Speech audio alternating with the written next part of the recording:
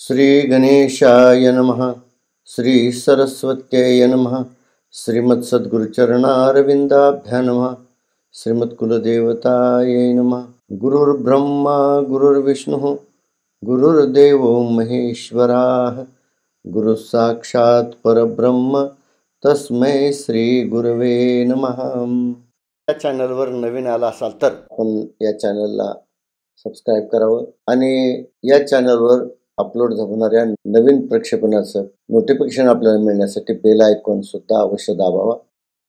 देह संवर्धन आणि विज्ञान या विषयाचा दुसऱ्या प्रकरणातील हा दुसरा भाग आता आपण सुरू करतो. वास्तविक हा पहिल्या भागाच्या समाप्तीमध्ये आपण जे गीता श्लोक 2 घेतले होते त्याचा गुह्यार्थ आपण विशद केला होता. त्या गीता श्लोकामधल्या शब्दांचा अर्थ आपण या ठिकाणी लावणार आहोत. म्हणून हा श्लोक आपण पुन्हा या ठिकाणी उच्चारतो. अन्नात् भवन्ति भूतानि पर्जन्यात् अन्न संभवः यज्ञात् भवति पर्जन्यो यज्ञः कर्म समुद्भवः कर्म ब्रह्मोद्भवं विद्धि ब्रह्माक्षर समुद्भवं तस्मात् सर्वगतं ब्रह्म नित्य यज्ञे प्रतिष्ठितम्.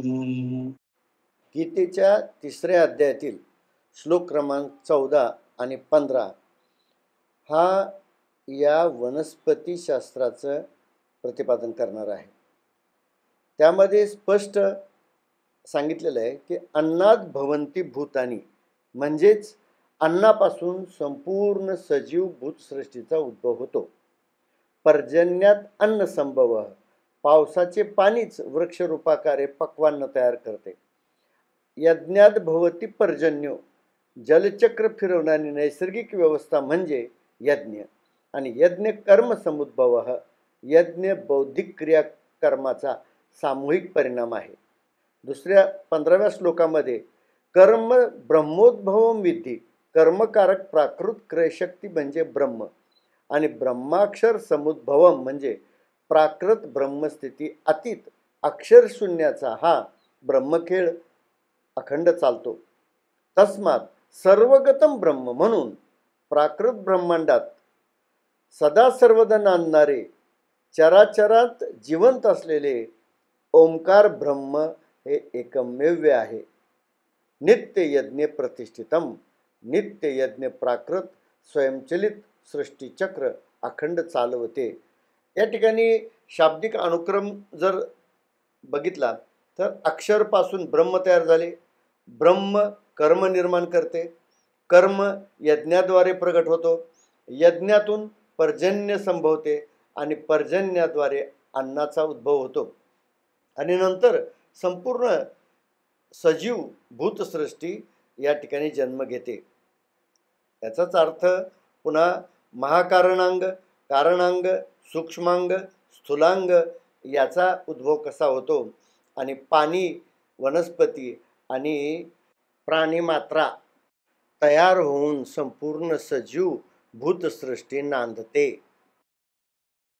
या श्लोकामध्ये प्राकृतिक यज्ञ कसा केला जातो आणि प्राकृतिक यज्ञ म्हणजे काय या ठिकाणी गीतेमध्ये आलेल्या श्लोकामध्ये यज्ञ कर्म समुद्भव कर्माशिवाय यज्ञाचं उद्भव होणं संभवत नाही. कारण यज्ञ म्हणजे क्रिया आधारित कृती आहे. क्रियाही आहे आणि ज्ञानयुक्त क्रिया आहे. ज्ञानाच्या अभावाने केलेली कृती कधीही यज्ञ ठरू शकत नाही. निष्कारण केलेलं कर्म कुकर्म किंवा पाष्कळ कर्म या गटामध्ये जात. म्हणून या ठिकाणी वास्तविक हा गीता श्लोकांमध्ये आलेला यज्ञ कर्म कोणत्या कर्माने हा यज्ञ सिद्ध होतो. पृथ्वीवर प्रकृती सत्कर्माच्या माध्यमाने अन्नोत्पत्तीचा यज्ञ संपन्न करते. कारण अंगी ज्ञान आणि कौशल्य असल्याने चांगली कर्मे होतात. याउलट अज्ञानामुळे दुष्कर्म होतात. सत्यज्ञ म्हणजे ज्ञान संपन्न होऊन योग्य प्रेरणा देण्याचा प्रयत्न करणे. कारण विकसित बौद्धिक कौशल्याने योग्य कृती पूर्ण होते तेव्हाच खऱ्या अर्थाने यज्ञ पूर्ण होतो. ज्यामुळे सामाजिक विकास उत्तरोत्तर वाईट कर्म करणाऱ्या अपराधी आत्म्याला त्याच्या कर्माच्या फळामुळे वाईट आणि नीच जन्म घेऊन नरक भोगावा लागतो. अर्थात या यज्ञाच्या माध्यमाने किंवा यज्ञ कर्माच्या माध्यमाने काय परिणाम होतो तर यज्ञात भवती पर्जन्य, म्हणजे यज्ञ केल्याने पर्जन्य पृथ्वीवर संभवते. यज्ञामुळे पाऊस पडतो हे वचन कसं सिद्ध करता येईल? सांगितलं की यज्ञाच्या आधारानेच पावसाची संभावना संभवते. कारण यज्ञ शब्द प्रचलित अर्थाने घेतला तर तो वैदिक विधी उपचार होईल. मग पाऊस पडण्याची क्रिया कृती सिद्ध करणारा यज्ञ म्हणजे आद्य यज्ञ करता यजमान कोण आहे? म्हणजे नक्की देव असतात, दानव असतात की मानव? कोण हा यज्ञ करता आहे? कारण यज्ञ शेवटी कर्म आधारित आहे आणि कर्म करणारा कोणीतरी करता असणं गरजेचं आहे. आणि मग करता कोण आहे या ठिकाणी? त्या यजमानाचा जन्म कधी आणि कसा झाला याचं उत्तर शोधणं फार कठीण काम आहे. त्यामुळे एक शंका निर्माण होते, प्रकृतीत मानव जन्मापूर्वी पर्जन्य चक्र अस्तित्वात नव्हते का? ही एक शंका उत्पन्न होऊ शकते. कारण आधुनिक भाष्यकार किंवा संशोधक डार्विनच्या सिद्धांतानुसार जीवसृष्टीची उत्क्रांती आणि त्या सिद्धांतानुसार उद्भवलेल्या मानवाचं शरीर हे माकड प्रजातीच्या नंतर झाले असे म्हटले. कारण माकडाची सुधारणा होऊन होऊन मानव तयार झालेला आहे असं त्या सिद्धांतात म्हटलं गेलेलं आहे. हे किती सत्य मानायचं हे ज्याच्या त्याच्या विवेक बुद्धीचा प्रश्न आहे. वेदात सांगितलेला यज्ञविधी केवळ मानव योनीच्या वापरासाठी आहे. भौतिक दृष्ट्या एका योनीच्या देहांगातून अन्य योनी प्रजातीची भूते निर्माण होऊ शकतात का? ज्या पद्धतीने डार्विन यांनी जो सिद्धांत मांडलाय की एकातून दुसऱ्या प्रजातीची उत्पत्ती होते, त्यात जेनेटिकल वाढ होऊन किंवा सुधारणा होऊन किंवा बदल होऊन नवीन नवीन प्रजाती उत्पन्न होतात असं त्यांचं म्हणणं आहे. परंतु वास्तविक तसं नाहीये. कारण एका प्रजातीपासून पुनरुत्पत्तीच्या नियमानुसार त्याच प्रजातीचे भूत निर्माण होतात, दुसऱ्या प्रजातीचे नाही. अर्थातच याचं उत्तर कधीही शक्य नाही. सचेत जीव दशेची संभावना केवळ स्थळ, काळ आणि परिस्थिती यांच्या अनुकूलतेमुळे शक्य आहे. त्यामुळे डार्विनचा हा सिद्धांत केवळ तार्किक असून त्यात फारसे तथ्य असल्याचं दिसून येत नाही. श्लोकातील यज्ञ शब्द प्रचलित वैदिक कर्मकांड सूचक नाही. या गीता श्लोकामध्ये दिलेला जो यज्ञ शब्द आहे हा यज्ञ शब्द वैदिक कर्मकांडाला सुचवत नाही. तथापि हा प्राकृत क्रिया उद्बोधक प्रतिकात्मक सांकेतिक शब्द आहे. प्रकृती यज्ञ क्रियेच्या मदतीने हवेतील वाफेचे रेणू द्रवरूप होऊन जमिनीवर पावसाच्या रूपाने कोसळतात. वास्तविक हवेतील H2O म्हणजे बाष्प द्रवरूप करणारा कोणी मानव नसून आकाशात तळपणारा सूर्य आहे. पृथ्वी हा सूर्यमालेचा अविभाज्य भाग आहे आणि पृथ्वीवर राहणारे सर्व सजीव आणि निर्जीव प्राणी वस्तू सुद्धा सूर्यमालेचे अविभाज्य घटक आहे. सूर्याच्या अंतर्गत उष्णतेच्या संतुलनामुळे पृथ्वीवर पाण्याची निर्मिती झाली आणि प्राकृतरित्या भूगोला सभोवती आकाशातील वातावरणात ढग जमा झाले आणि बाष्प वायुरूप बाष्पाने द्रवरूप पाण्याचे रूप धारण केले आणि पाऊस पडला. नंतर माणसाने आपल्या विकसित बुद्धीने गरजेनुसार काही अपेक्षेनुसार आकाशातील ढग खेचून इप्सित क्षेत्रात पाऊस पाडण्याचा प्रयत्न केला.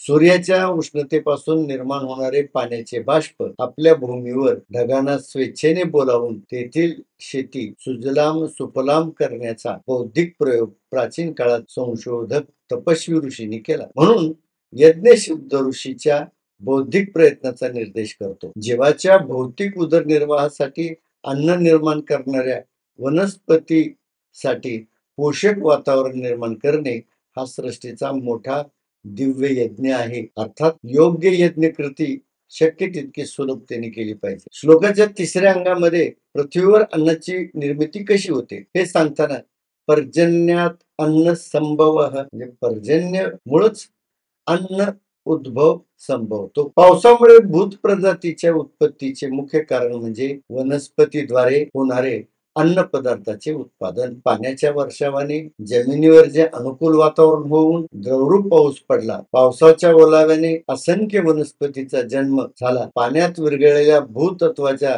रासायनिक कार्बोहायड्रेट संयुगाच्या साह्याने वनस्पती अन्नात रूपांतरित केले. उद्भिज खाणीत अनेक वनस्पतीच्या प्रजाती विकसित होऊन पृथ्वीवर विविध तापमानाच्या वातावरणात पावसाच्या पाण्यावर वाढतात. जमिनीवर जगणाऱ्या वनस्पती वातावरणातील सूर्यप्रकाश, हवा आणि पाणी वापरून भरपूर अन्न तयार करतात. सृष्टीने वनस्पतीच्या प्रत्येक अंगात मूळ, खोड, पाने, फुले, फळे इत्यादी अन्नाचे अफाट भांडार बनवले आहे. या अन्नाच्या आधारावर भूताची उत्पत्ती कशी होती या 4थ्या भागात सांगितलेलं आहे. प्राण्याची उत्पत्ती कशी होती? अन्नाद भूतानी भवंती, पृथ्वीवर भूतांची निर्मिती अन्नोपलब्धीने होते. वनस्पती अन्नाची उपलब्धी केल्यानंतर अन्न संयोगाचे रसायन बंद तोडण्यासाठी विविध भूतांचा जन्म झाला. भूतांच्या निर्मितीचा नैसर्गिक हेतू एकच आहे, वनस्पतीने पकवलेले अन्न खाणे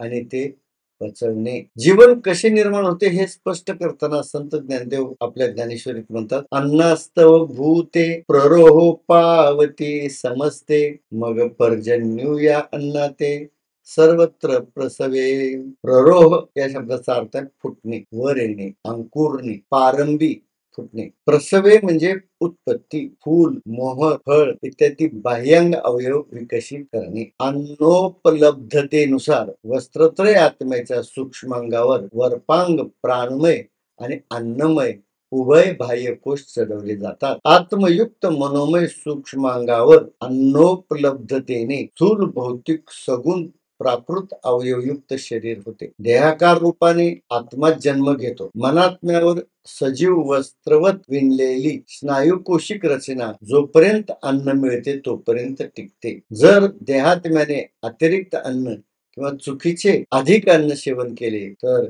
भौतिक मांसल शरीर रोगग्रस्त होते. अन्न संपले तर शरीर जीर्ण होऊन कुपोषणाने मरते. भूभागावर पोचणाऱ्या जीवाचे आयुष्य अन्न पुरवठ्यावर अवलंबून असते. सूक्ष्म देही दशेचे स्थूल देहात परिवर्तन होण्यासाठी अन्नोपलब्धता आवश्यक असते. एक अन्नच सजीव सचेत भौतिक शरीराकारे जन्म घेण्यास आत्म्याला सहाय्य करते. अन्न, धान्य आणि पाणी एकमेकांना सहकार्य करून प्राण्यांचे द्वैस्तरीय भौतिक शरीर बनते. खाद्य अखाद्य शास्त्रात जीवनावश्यक अन्नाच्या उपयुक्ततेबाबत अन्नालाच ब्रह्म मानले आहे. ब्रह्मवैवर्त पुराणात ब्रह्मखंडामध्ये एक श्लोक येतो, अन्न ब्रह्मा रसो विष्णु भोक्ता देवो महेश्वराः एवं ज्ञात्वा तु यो भुंक्ते अन्न दोषो न लिप्यते. त्याचबरोबर पद्मपुराणात सुद्धा एक श्लोक येतो, अन्न ब्रह्मा रसो विष्णु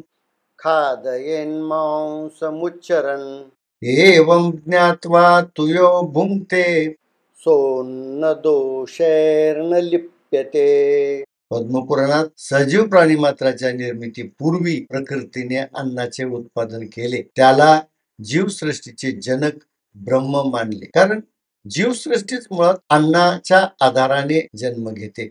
किंबहुना अन्नच जीवसृष्टीच्या देहाकाराने फोपावते. म्हणजे अन्न स्थूल देहाचा जनक आहे. अन्न आणि पाणी हे दोन घटक स्थूल देहाचे जनक आहेत. शरीरात मुख्य ग्लुकोज साखर जीवनावश्यक ऊर्जेची चेतना पातळी राखते. जीवाच्या पालनपोषणाची जबाबदारी श्री विष्णूवर आहे. म्हणून शरीर पुष्ट करणाऱ्या रसाला विष्णू म्हटले आणि विश्वंभर असेही नाव आहे. संतांनी जगाला विष्णुमय जग अशी उपमा दिली. वनस्पतीच्या अन्नाचे उपभोग घेणाऱ्या अंतरात्म्याला महेश्वर आत्मलिंग म्हटले. म्हणून अन्नाशी जीवाचे अविभाज्य संबंध जाणून अन्नोत्पादक प्रकृतीविषयी मनात कृतज्ञतेचा भाव ठेवून अन्न सेवन करावे. भोजन करताना देवाला प्रथम अन्न अर्पण करून जे स्वतः स्वीकारतात त्यांना शाकाहारी आहाराची बाधा होत नाही. प्राकृत उपकारक व्यवस्थेविषयी कृतज्ञता मनात नसेल तर सेवन केलेले अन्न मांस भक्षण करण्यासारखे वाईट आहे. अनादराने शाकाहारी भोजनाने सुद्धा शरीर रोगग्रस्त होते. म्हणून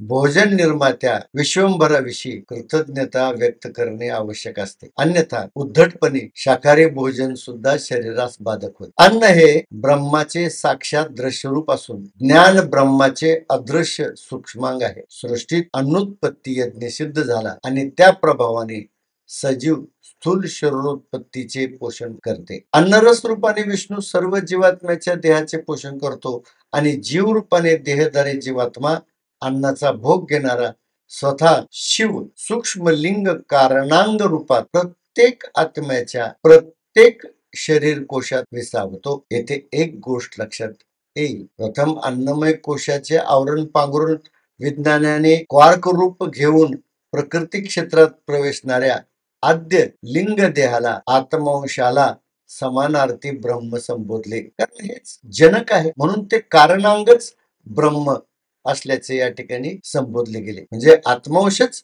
ब्रह्म आहे. तेज तत्व प्रभावाने शक्ती संचारित अणुची संरचना होऊन रासायनिक भूमिकेत वावरणाऱ्या बुद्धिप्रधान दशेला विष्णू संबोधले आहे. रासायनिक ज्या वस्तू पदार्थ या ठिकाणी निर्माण झाले संयोगात्मक, ते रसमय असल्यामुळं रसाळ झाले आणि तेच रसापासून सर्वांची शरीरे पोषली जातात, म्हणून त्यांना विष्णू असे संबोधले जाते. दोन किंवा अधिक अणूच्या संयोगाने रेणूत संलग्न जीवनाचा उपभोग घेणारी सूक्ष्मलिंग देही जीवात्मा वायुरूप होऊन राहतो, त्याला येथे शिवलिंग देह संबोधले. प्रत्येक देहधारी स्थूल शरीरात चैतन्य शक्ती किंवा चैतन्य ज्योती रूपात शिव विराजमान आहे. शरीराचे पोषक जल विद्राव्य रसात विष्णू विराजमान असून शरीर विकासक अन्न ब्रह्मरूपात असते. म्हणून ब्रह्म, विष्णू आणि शिव प्रकृतीच्या या तीन भूमिका संयोगिका आहेत. या तिन्ही कार्यप्रेरक भूमिका जो बुद्धीने जाणतो तो ईश्वरीय वैश्विक निर्मितीचा खरा आनंद घेतो. मग अन्न बाधक होत नाही, कारण शास्त्र जाणता माणूस गरजेनुसार अन्न सेवन करतो, हट्ट करत नाही, पैज लावत नाही आणि जठर खचाखच भरण्याचा प्रयत्न करत नाही. जठराला कायम अर्धे रिकामे ठेवतो, कारण पोट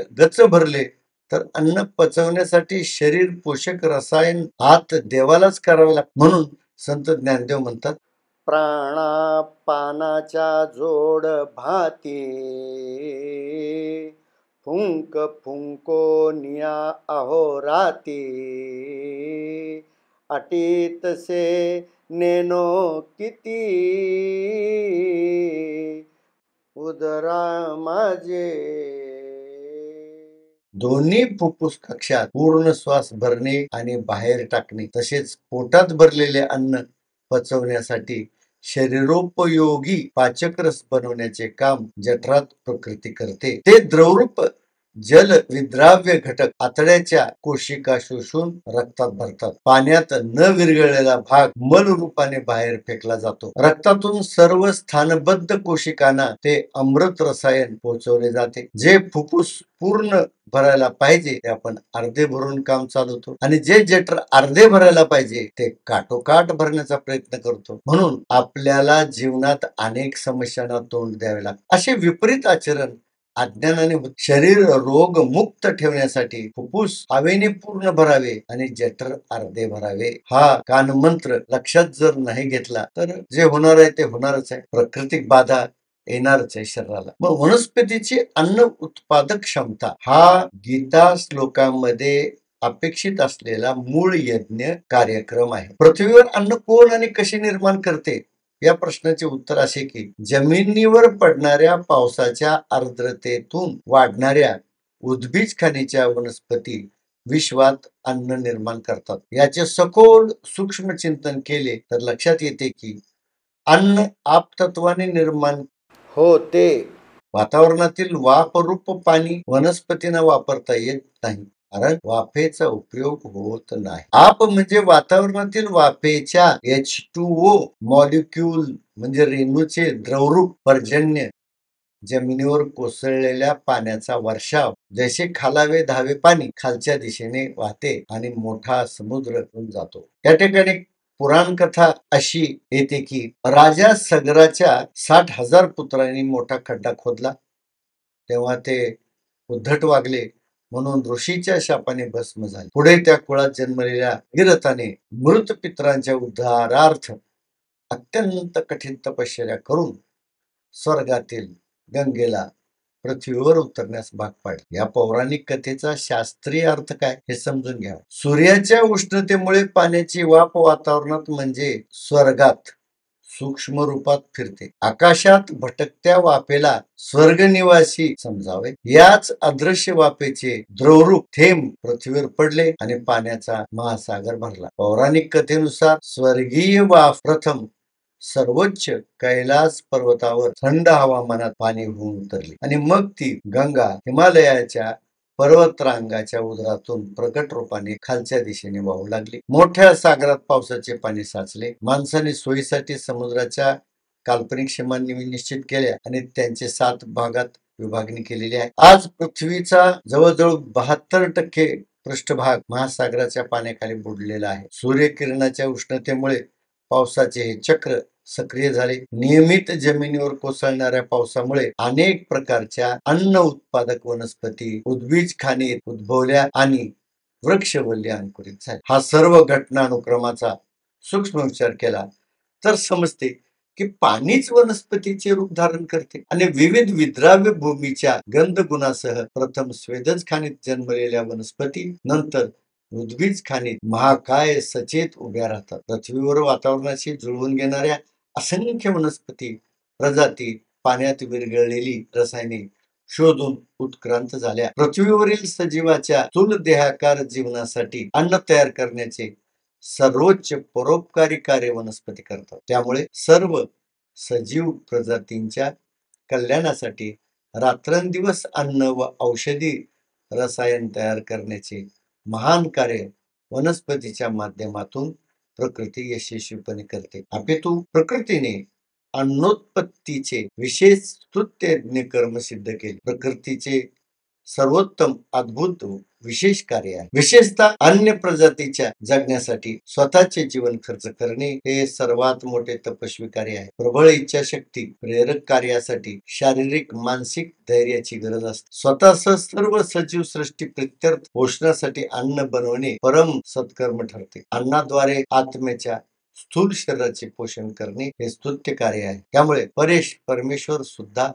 पूर्ण संतुष्ट हो. अशा महान यज्ञांनी खरोखर देव संतुष्ट हो. ज्ञानदानासह अन्नदान सुद्धा तेवढेच महत्वाचे मानले जाते. अशा प्रकारे आपण या ठिकाणी दुसऱ्या भागाला समाप्त करत आहोत. हा भाग इथेच समाप्त करत आहोत. धन्यवाद.